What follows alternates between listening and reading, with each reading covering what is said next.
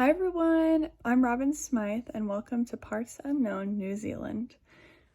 I would first like to present a poem about New Zealand by author Arini Beatriaris. The years move on and time expands, the distance, but the tale persists. They form a circle holding hands around the smallest of lands. This poem paints an image of not only the beautiful geographic landscape of New Zealand, but also the unique identity the country holds.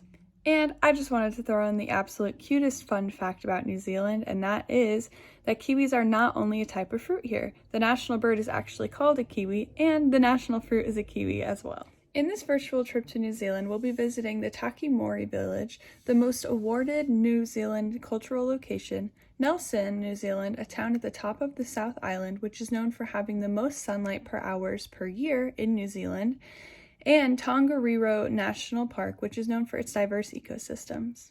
I'm first going to start with a brief historical background of New Zealand before we getting into the current issues the country is facing. New Zealand was first settled between 1320 and 1350 CE by Polynesians who developed the distinct Maori culture, which is still present today. The first European settlers to New Zealand were Dutch and came in around 1642, which eventually caused means for war, and by 1843 the island was under European ownership. New Zealand more recently has had some issues facing their environment. Similarly to most of the world, New Zealand faces climate change, which has put native plants, animals, and ecosystems under threat. Another issue that faces New Zealand is from the growth of urban areas, which has caused native biodiversity to go down and has caused pollution to waterways. Some social issues facing New Zealand are mainly poverty and housing issues, but as we'll see later, the government and many of the towns in New Zealand are actively working on finding solutions to these issues. As our first stop to this virtual tour of New Zealand, we will be visiting the Tamaki Maori village. This is an attraction that tourists can visit to learn about and experience Indigenous culture. As of this 2006 census, over 565,000 people stated that they are Maori, and therefore comprise over 10% of the New Zealand population.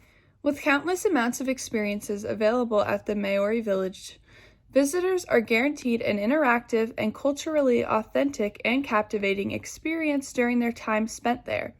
Performance and lessons in the art forms of poi and haka are available, and the traditional dinner served is unlike anything we've ever tried.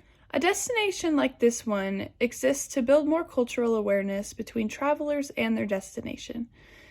UNWTO states tourism activities should be conducted in harmony with the attributes and traditions of the host regions and countries and in respect of their laws, practices, and customs.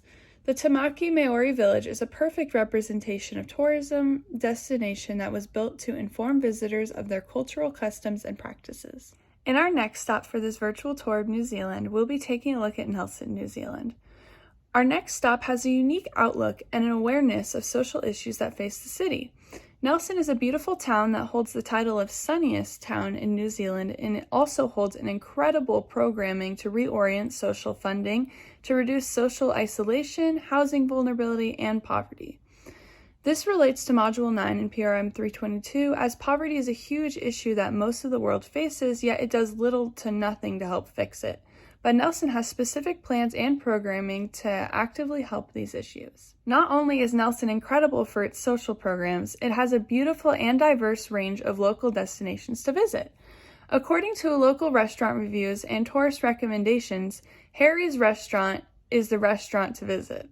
It has sustainably sourced local ingredients that provide a great baseline for Asian-inspired dishes that are served there.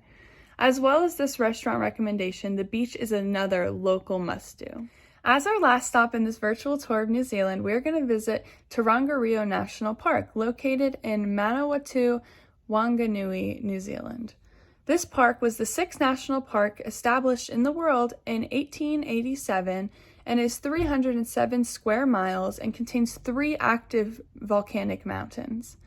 There are also a number of religious sites hidden within the park and is home to the Tongariro Alpine Crossing, which is widely regarded as one of the world's best day hikes. National parks are one of the best ways to promote environmental protection and conservation, and this is no exception in New Zealand. This park was created to prevent selling of the mountains to European settlers when the local Tuaneretoa had the mountains surveyed and set aside as a protection reserve area. I would like to relate this to the idea of protecting animals in zoos. This form of protection is widely controversial, yet it still exists. National parks are a great resource to protect animals and provide a controlled yet natural environment for animals to be viewed and protected in.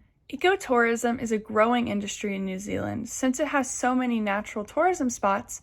In 2019 alone, tourism accounted for 393,000 jobs, and tourism as a whole counted for 5.5% of New Zealand's total GDP. This national park on average in the past few years brings 60,000 people per year, but is continuing to grow now that COVID-19 is slowing down. Throughout my time learning about global citizenship, everything has accumulated into one idea: traveling as a political act.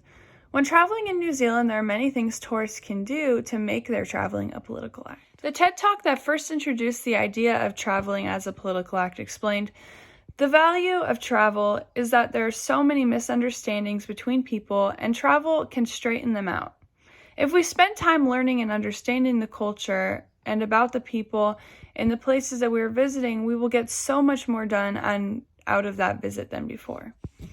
That is the beauty of visiting historical and culturally significant locations like the Tamaki Maori village and the religious sites in Tongariro National Park. Another part of traveling as a political act is being respectful and sustainable while traveling. We need to treat the land we visit as well as, or better than, we treat our own. Researching ahead of time the best modes of transportation to get from place to place, for example, train versus car or plane, or sustainably run living arrangements are just small things we can look into. But if every person makes the less environmentally damaging choice, the whole country is benefited. And while traveling in the future, whether it's to New Zealand or any other place in the world, remember to take in the culture that surrounds you, take care of the land below your feet, and take your memories home to share with those you love.